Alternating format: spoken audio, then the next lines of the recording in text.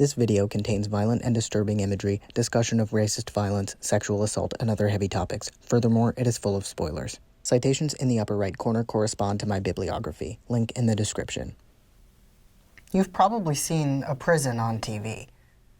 You've almost certainly heard about a show set in prison. You also most likely recognize that these are very fictionalized portrayals of our correctional system and aren't representative of what it's really like to be incarcerated. But most Americans also have no close personal connection to prisons, jails, detention centers, and there isn't a lot of news that goes in depth about the conditions in these facilities, with the exception of the high coverage of immigrant detention centers during the Trump administration. So even if I know that these shows are purely fiction, I'm gonna, on some level, assume that it contains a basis of truth. Even if I don't realize it, my perception of prisons and jails is deeply influenced by the kind of media I see. And what do I see?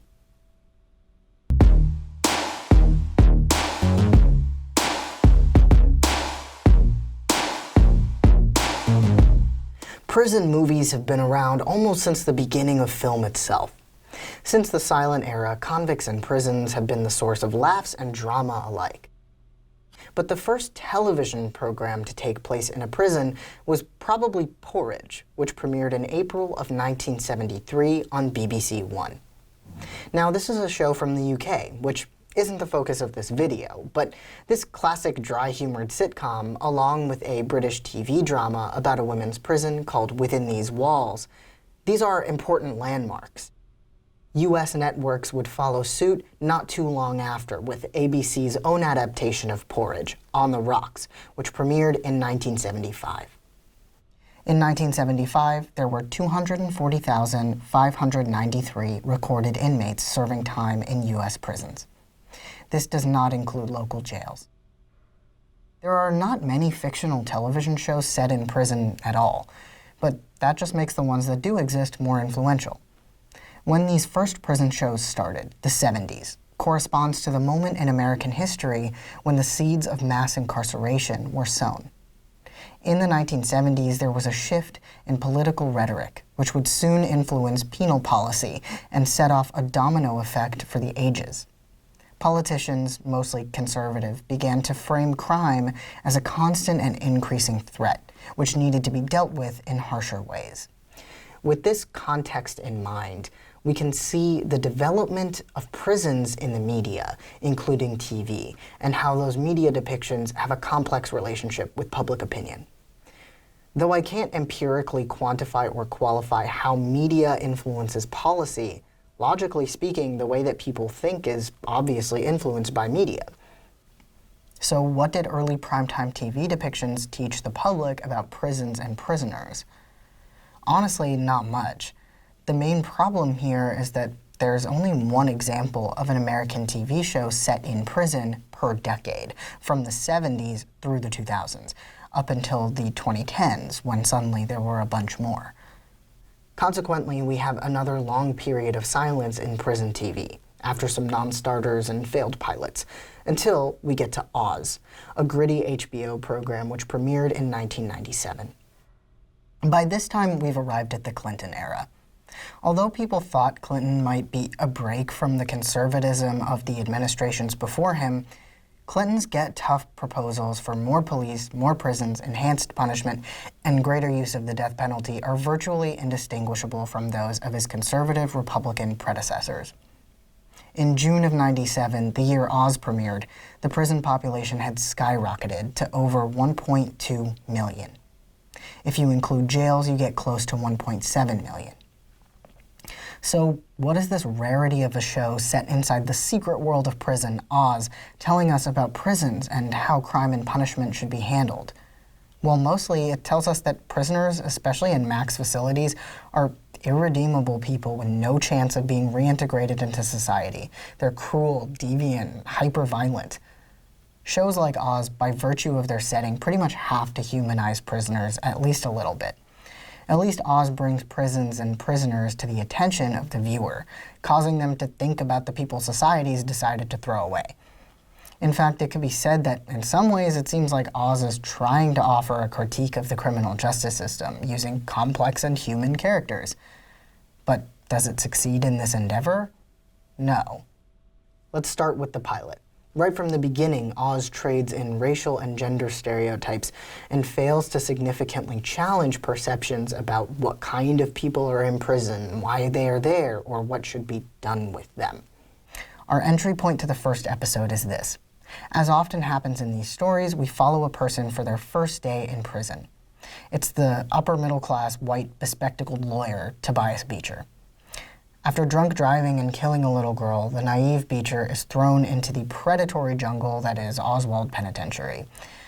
Though Beecher is ostensibly the audience's entry point, the frame of the show, even the protagonist, he doesn't get that much screen time, even from the beginning. We follow different inmates and staff every episode, checking in on Beecher occasionally.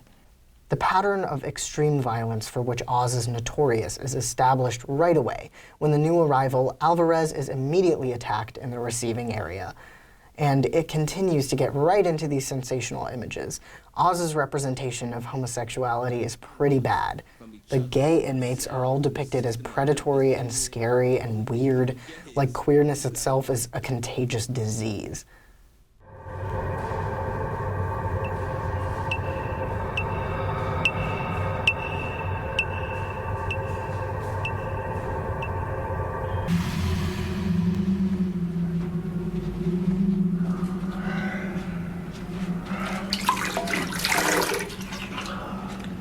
Hello. Yeah. I'm here to give you a makeover. Huh? Your boyfriend told me to. He said, don't take no for an answer.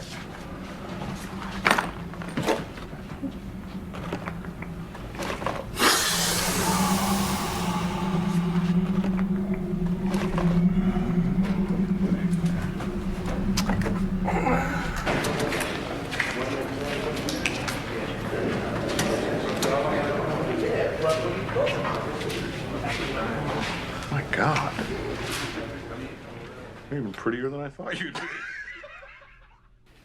There's a big difference between the powerful inmates who force others into sexual servitude and the actual gay ones in the show, but neither of these representations are good, and they're both associated with fear and deviancy. Hypermasculinity is a type of masculine identity that emphasizes callous sexual attitudes, high levels of violence, and experiencing danger as exciting. Oz has almost all of its characters participate in an extreme competition of hypermasculinity, but especially black characters who are depicted as stereotypical gangsters, self-centered, and easily manipulated drug addicts. A major theme in the episode and the show at large is the tension between approaches of staff. McManus runs the experimental cell block 5 where the show takes place, and he has a reform-minded approach where he gives the prisoners the benefit of the doubt and tries to honor their humanity, whereas the warden, Glenn, is tougher. McManus is often shown to be misguided and naive, while the warden is harsh but ultimately correct in his distrust, and corrections officers are just cruel.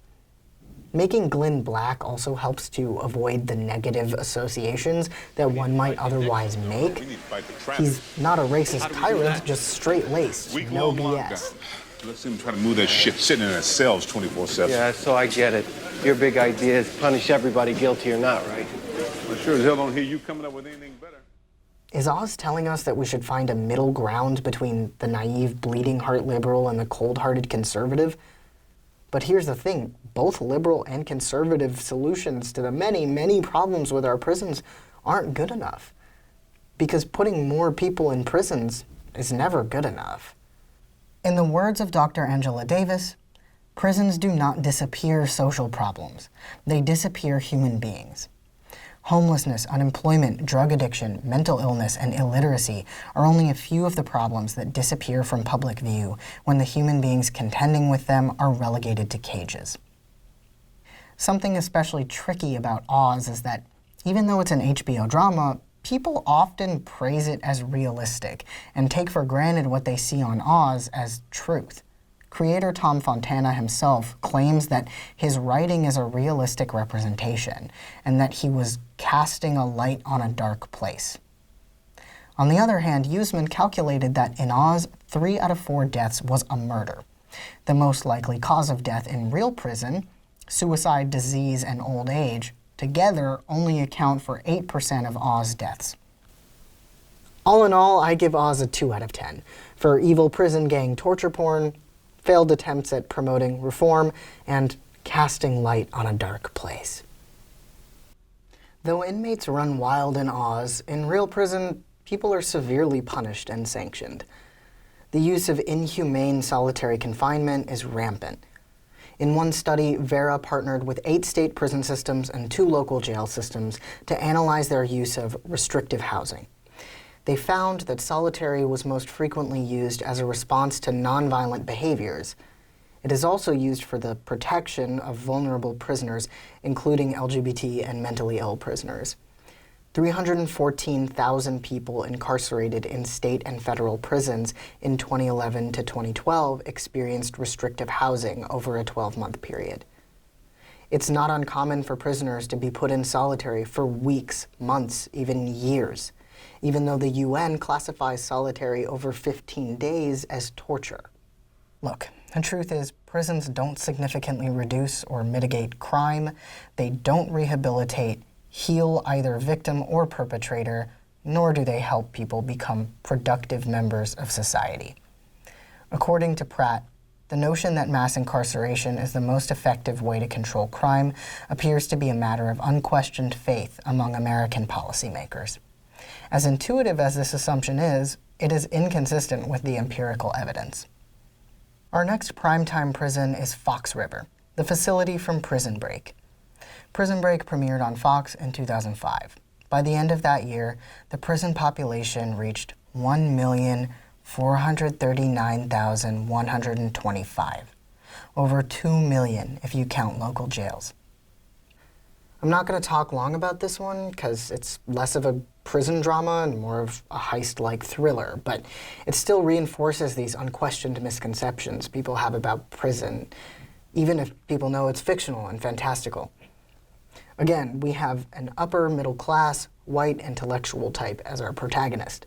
It's almost as if America won't listen to a story about prisons unless it centers respectable middle class whiteness. Anyways, quick overview here. A sexy, rugged structural engineer, Michael Scofield, purposefully gets himself convicted to try to help his wrongfully convicted brother on death row break out. This sexy, rugged white man is just so much different and so much better than all of the uneducated lowlifes surrounding him, and we are constantly reminded of that. The show is just filled with hollow, stereotypical representations and tired tropes. When Scofield first meets his cellmate, they quickly become friends. Although Fernando Sucre is a somewhat developed character who has a fiancé and seems to be a kind person, he still embodies some Latino stereotypes as Scofield's funny sidekick. When they first meet, Sucre is writing a letter trying to propose to his girlfriend. Try passion. Ooh, passion. That's dope. Passion. How do you spell that? Is it P-A-S-H? No H? His lack of literacy is an easy laugh. Then, in the second episode, there's a full-on armed race war between the black and white inmates, which for some reason goes on uninterrupted for some time. This race war is naturalized when Scofield asks why they're fighting, and the only other educated white man in the prison explains, "Same reason you don't put cats and dogs in the same cage. They don't get along." There are also weird associations between being a rapist serial killer and being queer. There's a white inmate named Teabag, a brutal child rapist and killer, who tries to get Scofield to join him in the race war and also be his second boyfriend. Teabag and his boyfriend hungrily leer at him, but Scofield, being so morally superior and educated, refuses to get involved in it, and he bravely rejects Teabag's offer of protection during the war and presumably some kind of sexual arrangement, signaling his ethical superiority. Later, when the race war happens, Teabag's boyfriend attacks Scofield, probably out of jealousy, even though they're both white. And when a black inmate sees this, he intervenes on Schofield's behalf, for some reason stabbing and killing the boyfriend. Thus, in one stroke, the show depicts queers as predatory and possessive psychopaths, and black inmates as people whose loyalties easily won and who kill at the drop of a hat. The med bay is a big part of the show, since it's part of Schofield's escape plan. He fakes diabetes using a contraband insulin blocker, so he can get insulin administered and be in there a lot. The show depicts competent and accessible medical care, as well as a heterosexual romance between Schofield and the lady doctor, which further paints the prison medical sphere as something benign and caring. Inmates in Prison Break often manipulate the medical system to get what they want. According to Mr. Kevin Rashid Johnson, prison medical staff often work there because they have no alternative. Sometimes their license has been revoked and they're forbidden from practicing, except for in a prison. So, to sum it up, Prison Break gets a rating of 3 out of 10 for exciting heists and prison tattoo blueprints, white saviors, and apparently great medical care. Next up, the show you've all been waiting for, Orange is the New Black. When it premiered on Netflix and changed streaming forever in 2013, there were 1,574,700 inmates in United States prisons. 111,300 of those prisoners were female. In my research, I've encountered a lot of conflicting opinions on this show, and that's because it's a complicated piece of media which contains a lot and shifts over the course of its run. I think that the show does good stuff, like humanizing prisoners, critiquing white liberalism and post-racial myths, condemning the systems that failed women and brought them into prison in the first place, and exposing the corruption and cruelty in how prisons are run. However, Orange also perpetuates harmful racial stereotypes, uses inmates of color as figureheads for timely hot-button political issues, creates traumatic and irresponsible imagery of racialized violence, and uses misleading both sides rhetoric, all while being written almost solely by privileged white people. You probably know what this show's about. A rich white woman, Piper Chapman, based very loosely on author Piper Kerman, whose memoir was the inspiration for the show, gets sentenced to 15 months in prison for smuggling drug money, once a decade ago. The viewers follow her into the minimum security prison, Litchfield Penitentiary, and we're invited into the elusive and rarely considered space of a women's prison.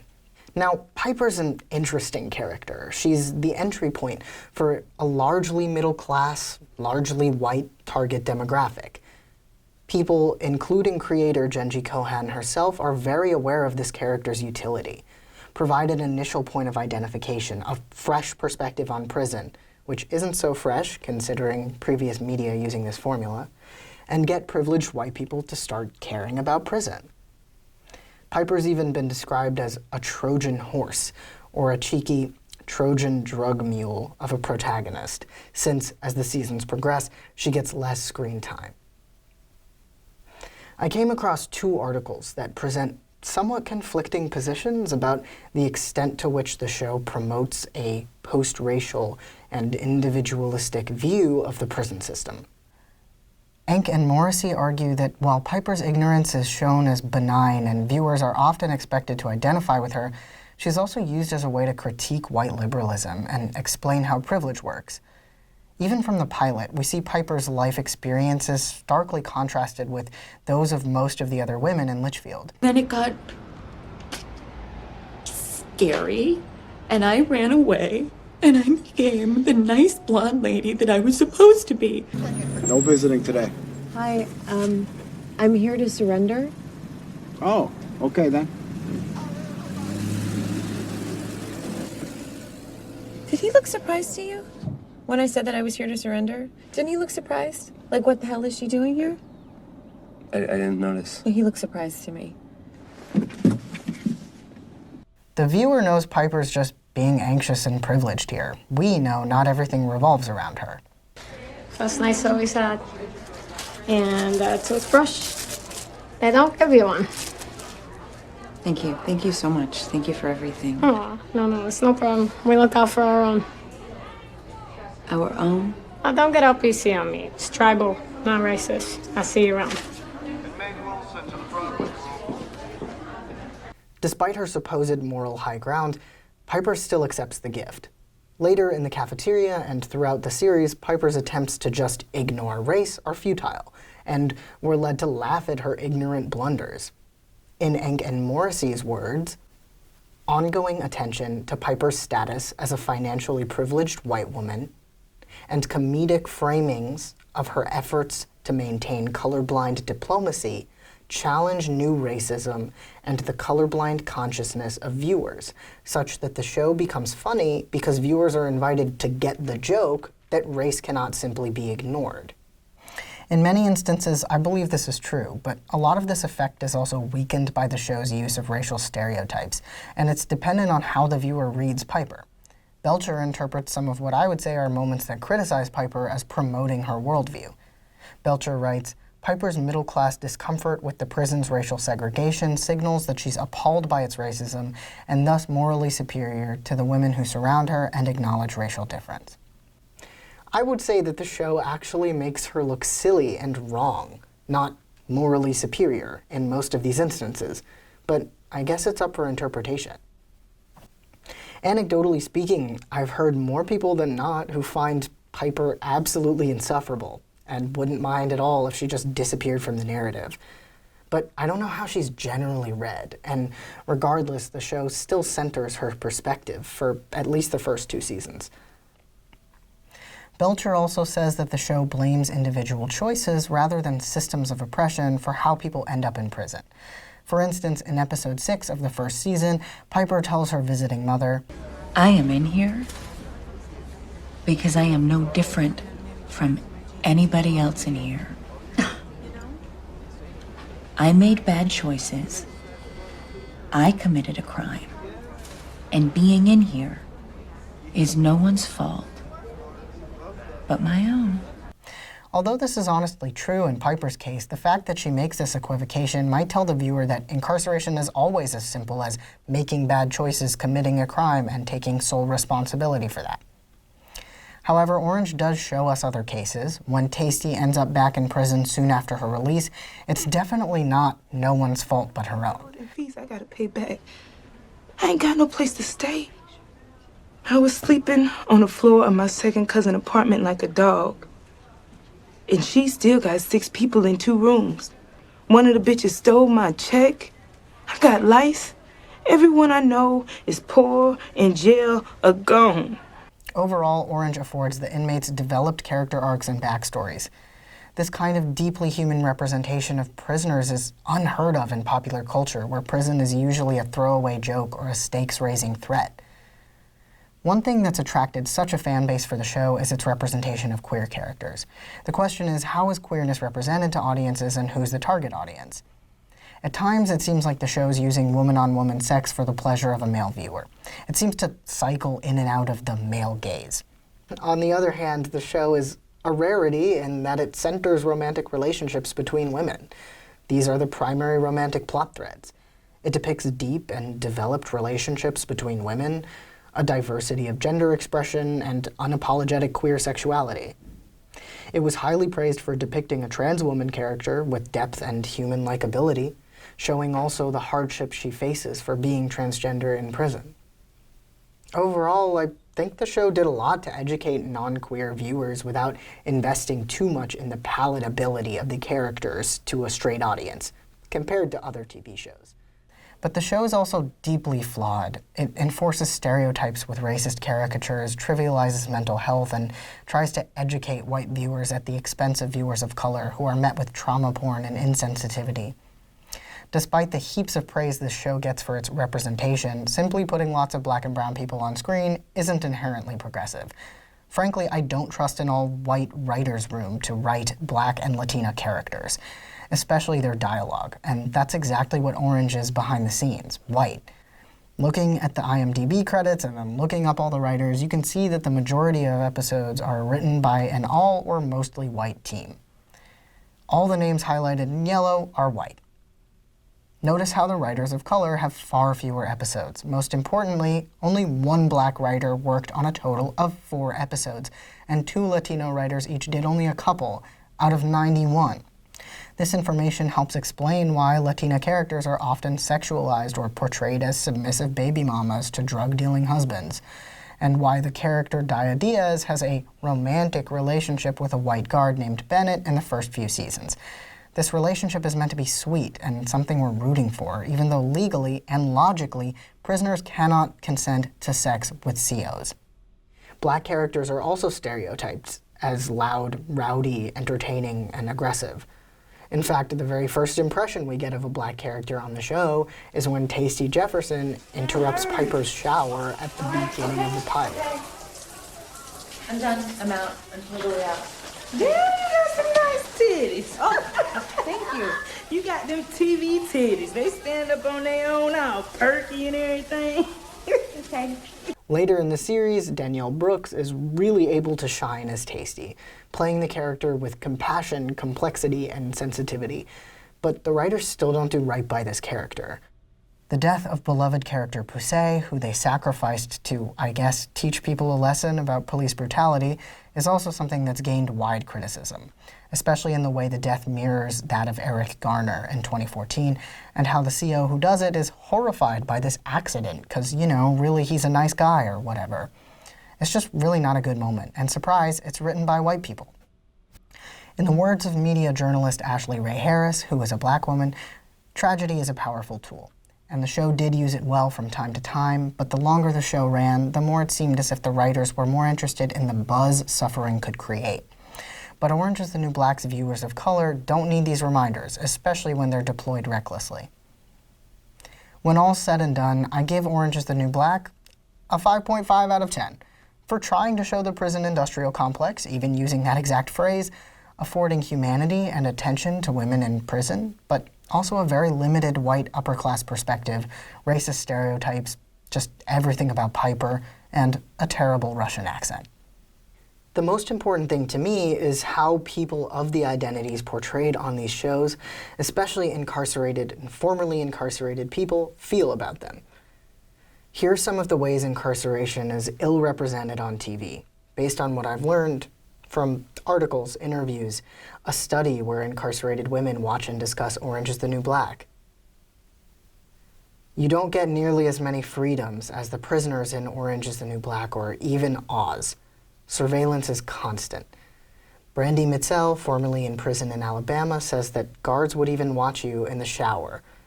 She also says that inmates don't have free access to knives in the kitchen like they do in Orange. They're chained to the counter, and you're supervised even when opening a can. You get fatally neglectful medical care. The good medical care in Prison Break is stupidly inaccurate, and even the poor medical care in Orange was better than reality. Shay Curry, formerly in an Alabama prison, says, "One girl complained of headaches all day long, and it was chicken day in the cafeteria, and they would not pay her any attention. She had an aneurysm and died in the chicken line because they did not want to interrupt chicken day." The other women interviewed also expressed similar things about dangerously neglectful medical care. Though these shows love to depict violence as a huge threat, illness trumps that handily. Over 60% of women prisoners and 50% of men surveyed report chronic health conditions. Prisons are generally very sick places, which makes a lot of sense. And with the COVID-19 pandemic, conditions have been appalling. Overcrowding, lack of heat and blankets, high infection rates, and the Federal Bureau of Prisons has proven unable to meet their promises to deal with it. Orange is the New Black also trivializes the experiences of incarcerated women. Multiple women in the Colorado study about Orange is the New Black said that the show is too funny and that incarceration is not funny. Alma said that she didn't like how Suzanne, aka Crazy Eyes, was used as the butt of the joke. She has mental health issues, and it is not okay to joke about. It needs to be addressed. Mental health is not something to joke about, she says. Anna says, "There is a lot of, just depression and bipolar and illness that may not be as extreme as Lolly or Crazy Eyes, but nonetheless exist. And the treatment is awful. They basically give them antipsychotics they don't even need, and these women walk around like zombies. There should be 50 times as many Brooke Sosos in the show than they have right now. These are just a few of the inaccurate ideas we get from these shows. These misconceptions may seem minor, or it might seem obvious that these shows are just fiction and shouldn't be taken too seriously. But prison dramas, movies, documentaries, and reality TV are the main exposure people have to prisons. It seeps into our thoughts, even if we know it's fake. Kate Foss writes, "Media's consistent distortion of prison has had and can have very serious real-world implications." Ultimately, as many of the sources I've read concur, our prisons are a secret process.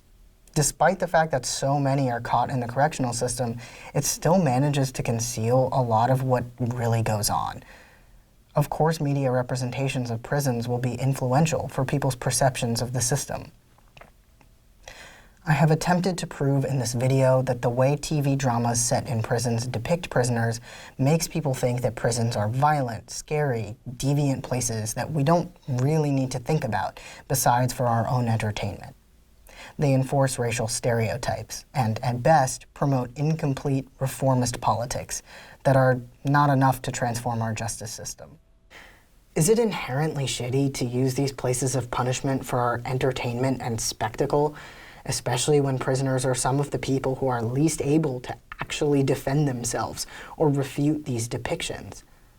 Is there a way to make a show set in a prison and do it well from a political standpoint? I don't know, but it certainly hasn't been done yet. Thank you.